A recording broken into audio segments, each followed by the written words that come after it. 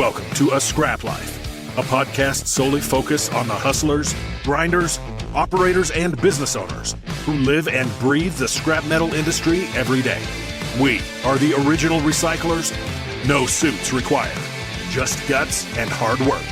Here is your host, Brett Eckhart. All right, another Scrap Life podcast, and this one I've been kind of working on for a while, and I had the pleasure of listening to John Gross speak at the last ISRI Roundtables conference. I don't think he even knew I was in the audience. I kind of snuck in at the last minute after I left the Scrap Expo, but I really wanted to hear what he had to say. I want to hear what he had to say for a few reasons. A vast amount of experience. B, I met him on LinkedIn, and he is the author of the Copper Journal, and I was just following what he was saying, and I felt like he was providing good information, and I was like, man, I've always prided myself on surrounding myself with smart people. So here I am. I finally got him to sit down and talk to me. Welcome, John, and thanks for coming out. No, thank you. So, I'm a big proponent of LinkedIn. I feel like there's a lot of opportunity available there for business owners, managers, you name it, especially entrepreneurs that are trying to get information about what's going on and picking the brains of people that have been there, done that. And when I came across your stuff on Copper, I was like, who is this John Gross? Little did I know you're pretty well known in the industry, but at the time I was like, I want to kind of see what he's got to say. And you were posting some historical charts, and this is what copper looks like inventory wise, and yeah. So I ended up subscribing to the Copper Journal. So I want to get your kind of past and history and kind of explain to people how long you've been doing what you're doing and kind of your history of the copper market. And I guess I could tell the story, but I want to hear you tell the story. So give us a little history, John. Well, I've had the good fortune to have worked in the metals industry and primarily in copper for more years than I care to relate. But I'll say I started with a company called Amex, and they owned U.S. Metals Refining Company. And this is back in 1972. U.S. Metals Refining was a secondary copper smelter that was operating in Carteret, New Jersey. It was the largest secondary smelting operation in this country. And I can tell you that there was no better place to learn the business overall because they were involved with importing copper, bringing in scrap, bringing in cathode and blister and anodes from South America. They had a precious metals refinery. They were very deeply involved in hedging. So you learned all aspects of the business in that company. I was with them for 10 years or something like that, and went on to work for Hudson Bay Mining and Smelting as manager of trading and precious metal sales. So that brought me to the more of the commercial side of the business from the administrative side. And from that point, I thought I could go to work as a futures broker. And I went ahead and did that. It was in 1984. And if there was any one worse time to become a futures broker, that was it, because we had a very terrible bear market at that time. In any event, so I did that for a period. The market turned down, and that wasn't going anywhere. And I joined a wire and cable company as their manager of procurement. And ultimately, the company became one of the largest wire and cable manufacturing companies in North America. So real quick, when you joined the wire and cable company, John, did they hire you for your background on understanding the copper market and the movements of where it was going, and so they could basically get ahead of any big price action and for their manufacturing process? That particular history is very interesting because I did not have a background in wire and cable, that I can tell you. Yeah, well, it didn't sound like it. It sounded like you were But just more of a commodities analyst, and which is something a point I want to come back to, but I want to hear, why they felt value in the knowledge you yeah, had. so this is interesting. If we go back to that early 1980s period, bear market, copper producing companies were in terrible shape. Phelps Dodge was not only a mining, smelting, and refining company, they had wire and cable companies that they owned, they had brass mills that they owned. But when they got onto the 1983, 84 period, they were in deep trouble. They were on the verge of bankruptcy. And they decided to sell off their wire and cable operations and the brass mill operations and other parts of the company. And the fellow who was president of the wire and cable division, a man named Harry Schell, he led a management buyout of two of the power cable plants from Phelps Dodge. There was one in Yonkers, New York, and one out in Des Moines, Illinois. That was the beginning of a company called Cablec Corporation. So when they were part of Phelps Dodge supplied all the copper that they needed. There was no need for anybody within the wire and cable division to be involved in the market. The parent company took care of that. But now Phelps Dodge was on the Cablec was on their own. And they didn't have anybody on board who had experience in the metals industry. And that's why they brought me on board.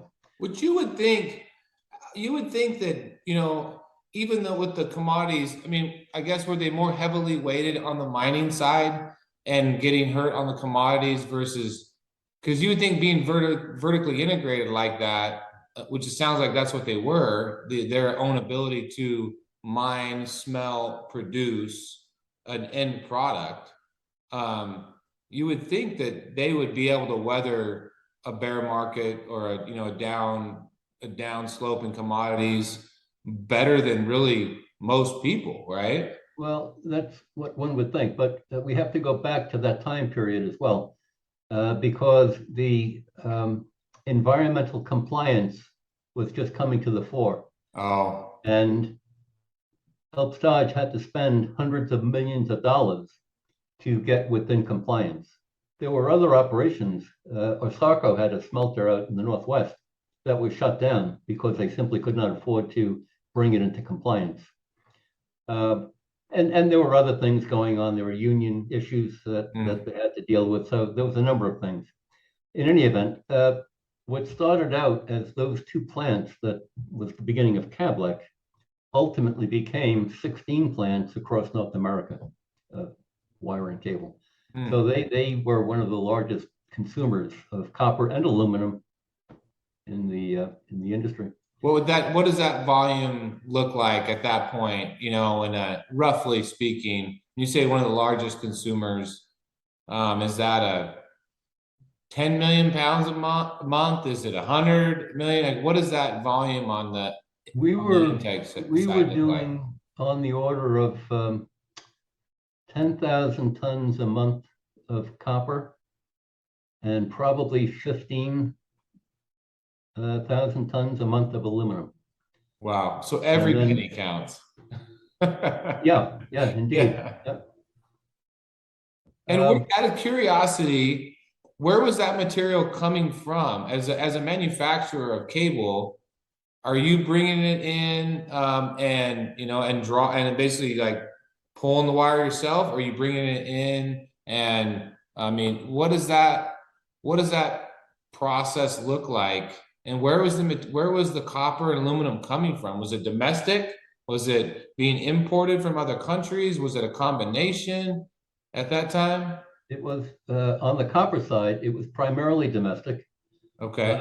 And you had quite a few rod mills at that time that you don't have today. You had more producers in the market making copper than you have today. But part of the interesting aspect of managing the metals for them was, yes, we needed to buy copper rod to get it into the plants, to draw it into wire. So how did you get the copper rod? You could bring in copper rod directly from a supplier, or we could go into the market and buy copper cathode and deliver that to a rod mill and bring that rod in. Or we could take scrap that we were generating and sell it, or give it up to a scrap dealer, take that cathode, send that to a rod mill, and make the rod that way. So depending on the economics at the time, and it was always changing, but those were the possibilities that you had. Wow. Yeah, I mean, that sounds like that's a lot of moving parts. Yeah. That's a lot of copper, Yeah. And one thing I took away from that Israel Roundtable meeting, which I thought was fairly interesting, and I think it was Tim Strelitz that brought it up, but it was it is kind of cool, but it's sad, but I feel like there's going to be a reemergence, hopefully. But just the amount of domestically produced copper, during that time is mind-boggling to people that have been around the industry for decades. To think that a lot of our domestic needs, copper-wise, at that time was actually produced, cathode and everything else was produced domestically, compared to today, which is very little, correct?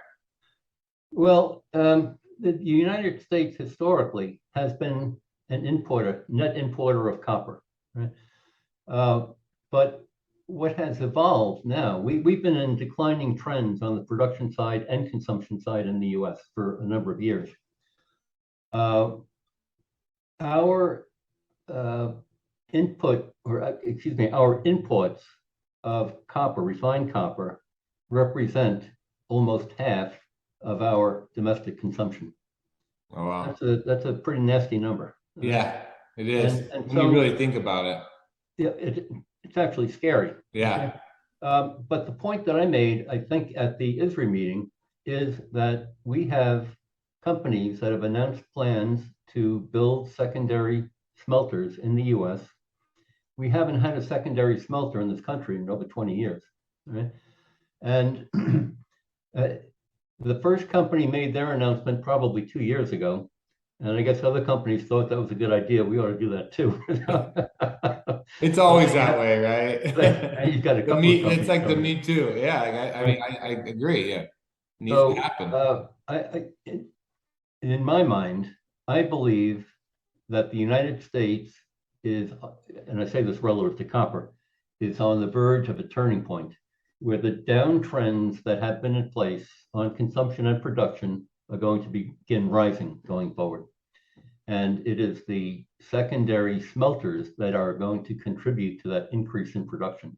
Now, having said that, you've got 3 major copper mining properties that are just stopped dead in their tracks right now because of legal requirements, environmental implications, social implications, that if they were allowed to go forward, then the United States would be in much better shape in terms of being more dependent on domestic production rather than imports of metal.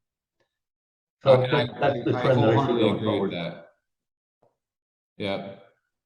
So going back to your history, so you go to work for the cable manufacturer, and now your job is what on a daily basis? It is managing the overall procurement of the metal for 16 manufacturing plants in North America. It is the disposal of scrap, whether it's outright sale or total conversion, for all of those plants.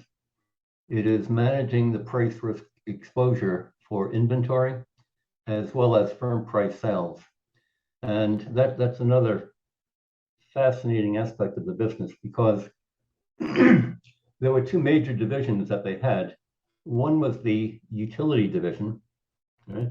And utilities are not taking chances on prices. They're going to say, give me the average price for copper and aluminum, and that's it.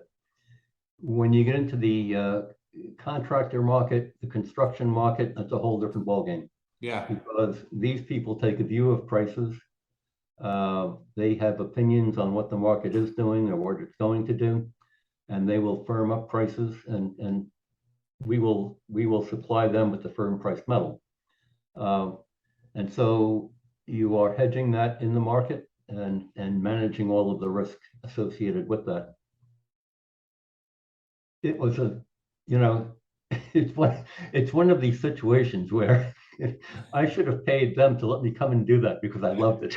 I could only, as you described your job, I was sitting there going, "Oh my goodness, I have my job is so much easier on a lot of fronts than trying to manage all those moving parts."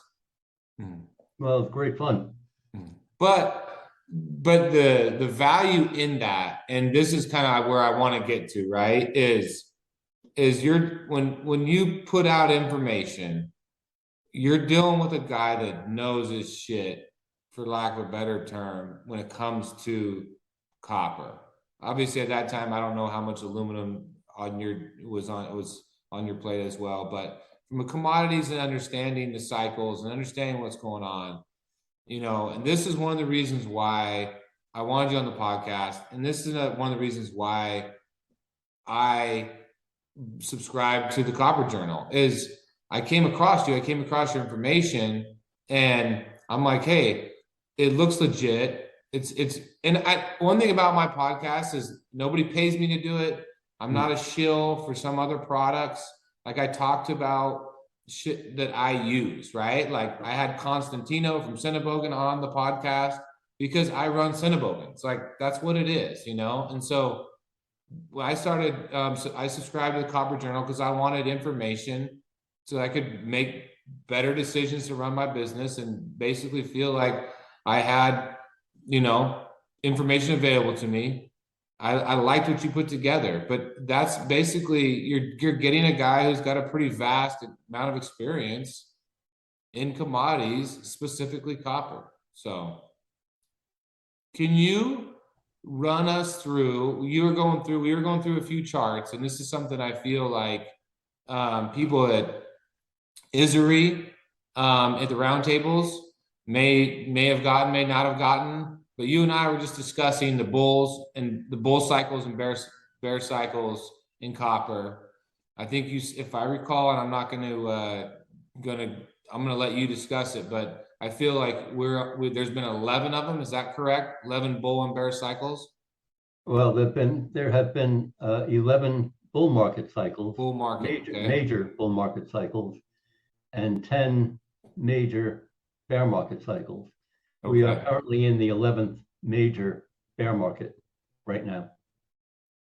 And one thing I appreciate about you as well is you're not here to predict prices. Like you're just saying, here's the information, take it for what it is, use it to, make the best decision you can moving forward with your business, correct? Yes, exactly. Yep.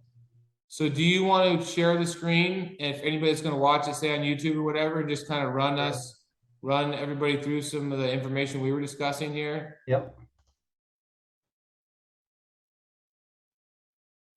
I think the audience, the people listening, people watching will get a ton of value from this. And just to prelude, this conversation is I don't hedge myself. I look for quality information so that I can make the best decision possible to run my business. If I feel good about it, I trade. If I feel good about the price, I sell. If I feel good about the buy price, I buy. If I feel good about the hold, I hold. I'm always on the hunt for quality information so that I can make the best decision for my business at the time. If it's a cash flow need, we're a seller. We're trying to put some money in the coffers. If we're good, if we're in a good position, I feel like the market's got room to run. I'm not afraid to sit there and gamble on the material. The information that John provides is just giving you the information of the markets and allowing you to make a good decision in your business that you feel good about. It's good for your business, and that's it. So I'll let you take it away, John. Yeah.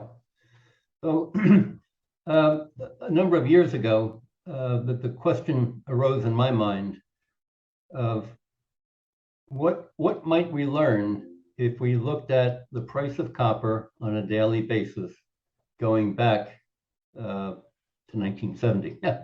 And so what we're looking at here is a spreadsheet, and this column with that shade here, the COMEX close. We have the closing prices going back to January of 1970, daily basis. So you got about 13,200 price points in here. And this spreadsheet feeds the charts that we will take a look at in a moment. So let me just go to a very broad brush summary of the market, individual bull and bear markets, and explain how the summary is laid out. And use that as a jump off point, if you will, to look at the individual charts. So the first bull market that we have began in January of 1971 at 43.90. The market rose to $1.39 in May of 74. You had a 95-cent gain, or 217%. That bull market lasted 824 days, or 3.3 years. Now, the approach here in the study is that you are at all times either in a bull market or a bear market. It's one or the other. When the bull market ends at $1.39, the bear market begins, same price, same date. The market fell to 51 cents in January of 75, so you lost 88 cents, or 63%. And that lasted 179 days, or a little bit less than a year. So you retraced, I mean, a good chunk of that from just shy of 44 cents all the way back to 51. And it took you 824 days to get there, but only 179 to get back to damn near to the bottom. Yeah, right. And is that the case? Have you noticed that when you're comparing bull markets to bear markets? Does it move down faster than it moves up? And you're without, just as a brief and just as a question in these 11 bull market and bear market studies? Yeah, the way I look at it, and I think the way it should be looked at, and this is what history tells us, it takes time for bull markets to grow. Bear markets, on the other hand, sneak up on us suddenly, and they are vicious, right? And you'll see that in the charts. Okay. But in this first bull and bear market, we had a net gain of 7.2 cents. And the entire cycle lasted about 4 years. One of the most important things that came out of this study, and I only learned this by going through the exercise and laying out the numbers like this, is this column we call the give back. The give back says that you gained 95 cents in the bull market, you lost 88 cents in the bear market. So the bear market took back 92% of the bull market gain. And that is critically important, because when you go down that column, you see that the bear markets take back the vast majority of the bull market gains. Okay? So you can just go back and forth down this sheet, and where one market ends, the other one begins. Mm-hmm. When we get to the bottom, the first through 10th bull market lasted a total of 26.7 years. Bear markets lasted 23 years. The bull markets had total gains of $12.72. Bear markets had losses of $11. So copper had a net gain over 52 years of $1.68. And I got to tell you, I was surprised when I saw that, because just I thought the number would have been a lot higher. Which number did you think would be higher, John? I thought that the net gain between the bull and bear markets would have been a lot higher than $1.68. Almost like a steep mountain where you climb up a little bit and you come back down, you climb up, but you're still climbing, correct? Yep. Okay. So in terms of the average give back for all of these bull markets, we're looking at 93%. The current market, and I say we're in a bear market now, it began at $4.92. We had a low close back in July of 321. So if I just go by those numbers, we have given back 61% from using that low price. Now, the market has recovered from that low, right? But we are still, as I perceive it, in a bear market. So if history is our guide, then this give back is going to begin impacting the current market. So let's say if it gives back on average, just looking at the charts, Yeah. throughout the bear market, once it gives back 93.3%, what does that put the price at on copper? You don't want to hear it. if the price falls to $3, you give back is 68%. Yep. Right? If the price falls to 275, you're at 77%. So I'm not predicting this. I'm simply saying. Yeah, no. I'm just, like I said, and that's one thing I like about you is you're not up here trying to sell people on your ability to predict the market. You're just saying, here's the cleanest, best information. Do with it what you want.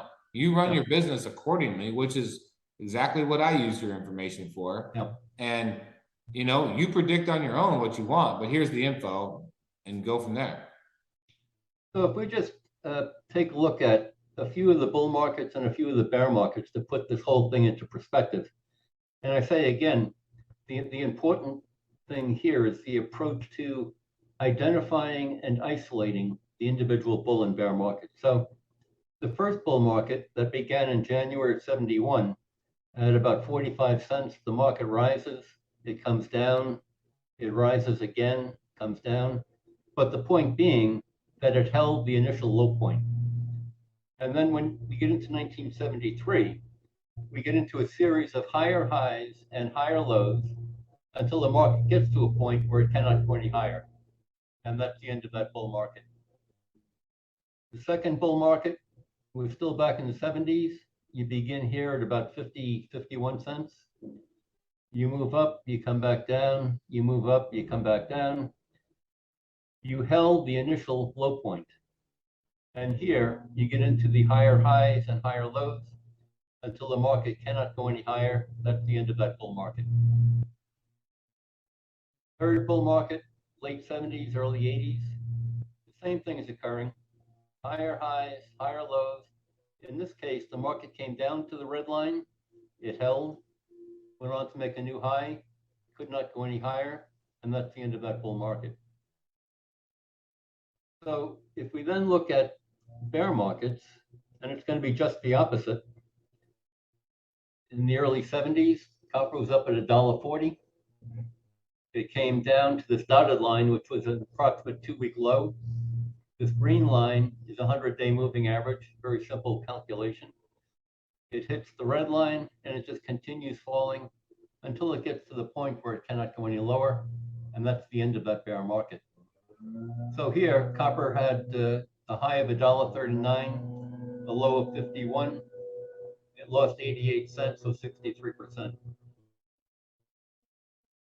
Sorry for the noise out there. The landscapers are doing their work. You're okay. Second bear market, we start here at about 77 cents. The market falls through the dotted line, the trend line pushes down on the red line. And here we get a major correction. Half of the bear markets have a major correction along the way. Which we were discussing earlier, that's what, I mean, if you ever heard the term dead cat bounce or, a bounce off the bottom before setting a new low, the bounce, if it never reaches the peak, right, then you're still technically in your bear market. Yep. So you can expect if that thing turns back down again in a major way, that there's potential for it to keep going and set basically a lower low. Yep. So once the correction is complete, the bear trend resumes until the market falls to a low point that cannot go any lower, and that's the end of that bear market. And here's an example of the market sneaking up on you and being vicious. That we're up here at $1.40, and you just fall precipitously. What's the from top? Fall. What is that on a percentage basis look like? when you look at it, and I say, you know, from the $1.40, $1.41 number to basically 85, what is that? That's like in a matter of 2 months. So the high was on February 15th, and then you're at 85 cents March 27th. So like a month and a half. A couple of weeks. Yeah. Yeah. Wow. But And then continue just declining. how does that compare to the most recent one, from say March to, so I would say March of 22 to, you know, this last week where we got from 492 to say 321. Is that correct? So we had the high back in March of this year at 493, roughly. The market could not go any higher. Begins falling, pushes down on the red line. Here's that low of 321. The market as of yesterday was 344, and we were up a few cents today. So the approach here is that when we're in the then current market, we look at it this way with this approximate 20-week high, 20-week low being the red and blue lines, but we also look at it in the shorter term with a 10-week high and a 10-week low. So we narrow the time frame, but the price points are the same. Here's your dollar of 493. There's your 321. But in using the tighter time frame, we have a nearby high of 356 and that nearby low of 331. So those are the parameters that we're looking at. If we see the market begin pushing higher on that blue line, then we say, well, hold on, maybe something is changing. I don't know what, but something is happening. Which brings us to what occurred in the last major bull market.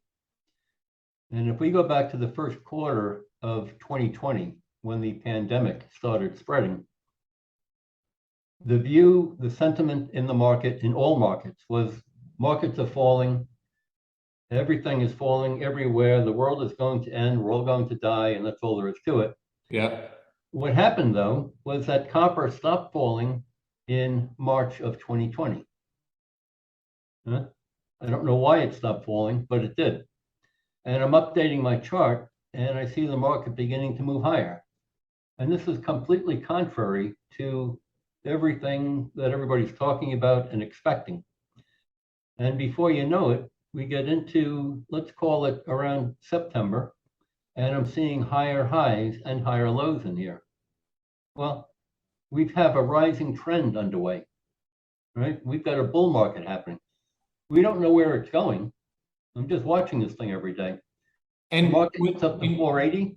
So to interrupt you real quick, John, when you got to ride, you're starting to ride basically the blue line tighter, right? So like if you look at those other charts where you're bumping along the 20-week low line, right? If I'm looking at it, I'm sitting there going, okay, you know, if you're sitting there bumping that, you know, every week, you know, you're riding that blue line tire, which is the 20-week high, you know, that there's potential for it to keep pushing, versus if you're sitting there bouncing along the 20-week low line, then it feels like, you know, this is just me speculating as well, but it feels like you got more of a chance to kind of keep riding the red 20-week low line down versus going the other way, correct? Right. And you take that a step further, this dotted line in here is an approximate 5-week low. So the market is falling to that 5-week low, but it's recovering. Mm-hmm. It's not even close to the red line. Yeah. Right. You go up here, you're up to $4.30. You come back down to that dotted line, you hold, you move up again. But even in here, when you hit that red line, it held. So when we get to this high point, and we're looking at this at that time, this way and in the shorter term, we're saying, well, the market is not going any higher right now. It's coming to the blue line, the dotted line. It's now pushing down on the red line. Something is changing. I don't know what, but something is changing. The market corrects a little bit, and then begins coming down in earnest. So this is the longer term view of it. And if we looked at it in the shorter term, you get kind of an early warning, if you will. So ideally, you're looking at the shorter term in conjunction with the longer term, because you want to see how they are relating to each other. So this is an extraordinary chart. Actually, Yeah. an extraordinary market is what it was. So we can go back in hindsight and say, well, the market rose because of the central banks around the world putting trillions of dollars into the global economy, and that's what helped the market move higher. But that was not obvious in the early stages here. and I think to your point, and if you want to get us back to full screen, I think to your point, and this is what I want to make clear, one of the reasons I want to bring you on is we all run our businesses differently, and we're always looking for as clean of information as we can so we can make a judgment call on how we want to do it. I deal with guys every day that are hedgers. That's how they prefer to run it. I get it. Do what you feel is best for your business. But when you turn on the news at night and you got Fox News, and you turn on the news in the morning and you got MSNBC, and you've got all these competing people discussing world events, wars, everything, that they could possibly bring up that's going to catch an eye or catch an ear to get you to pay attention. You need to kind of do your best to drown out all that information and get as much quality information as you can so you can make the best decision you can and move on. And yep. I feel like there's a lot of noise in the market. And what really caught my attention early with you was you were really kind of pounding the inventory story home. Was like, hey guys, I'm not here to tell you what the price is going to be or should be, but and we discussed this earlier, but when I started doing these charts, it was a pretty tight relationship to inventory and price. And that has since gone away. And I don't know how long ago, but you basically you can't rely on inventory levels and price action to kind of coincide with each other. Right. Do you want to speak to that a little bit? Well, really, to that point, and this is one of the hardest things for anybody, for all of us, to come to terms with, that we all have opinions on the market, what we think the market should do because of this, because of that. And as you said, you get all these news reports of what's going on around the world. And it's very difficult to focus on what the chart is telling us as compared to what all of the news stories are telling us and what sentiment is telling us. And the lesson there goes back to that first quarter of 2020, when sentiment and everything told us the market should continue falling, but the charts are saying, hang on guys, something's happening here. Don't know what it is, but the market is rising. And the market was right. Yeah. It was riding the blue line, for lack of a better, right? It was riding the 20-week high line, a lot tighter than it was on the 20-week low line. Yeah. And I think that's what I want to get, that and just the complexities of our industry have changed so much. And you coming from a data analyst trading side, for a manufacturer to I don't pretend to know who 100% of your audience is for the Copper Journal, but I would have to assume that the scrap industry, the recycling industry, whatever you want to call it, has started to pay more attention to guys like yourself out there saying, hey, because there's so much more financial complexity to our industry than just buying a truckload of wire and selling it, to some guy in China, or selling it to a wire chopping line in the Midwest somewhere, right? It's become a lot more complex, and there's a lot more need for especially down the road, and for the younger generations, like, hey, recycling there's a whole financial component. There's a whole trading component to it now that maybe didn't exist 30 years ago, or at least at the level it does today. Right, right. But I would take that just a step further. Okay. And talking about some of the changes going on in the industry, and the point that I made at the ISRI convention is that the changes that are happening, that are underway right now, as relates to copper recycling, the recycling industry is right in the middle of the equation. I mean, that's the sweet spot. That's where they are. That's exactly where they are. They're going to change the balance in the market. Which is a good thing. It bodes well for the future of our industry. Absolutely. And I think that's the key. And what's one of the reasons why I do this podcast is I'm selfish in the fact that it allows me to talk to smart people, much smarter than me, on various aspects of the industry. So it's selfish in that regard, because it goes back to like one of the principles I've always said is my goal has always been to never be the smartest guy in the room, and always trying to put myself in a situation where I can learn something or glean some information off. But B, because the big piece of the reason I do this podcast is to get my generation, the younger generation, to know, like, we're in a industry that's going to be absolutely crucial to the foundation of our country, and to many, to every country out there. Recycling isn't going away. It's only going to become more and more, important to, as the inventories deplete. The material has to come from somewhere, and it's going to be a combination of mining and recycling. Right. And it's not going to be one or the other. It is going to be a combination, I truly believe. Couldn't agree more. Well, I just wanted, like I said, I put people on the podcast that I want to hear what they have to say, A, or B, people that, I use their service, or the equipment they manufacture or whatever.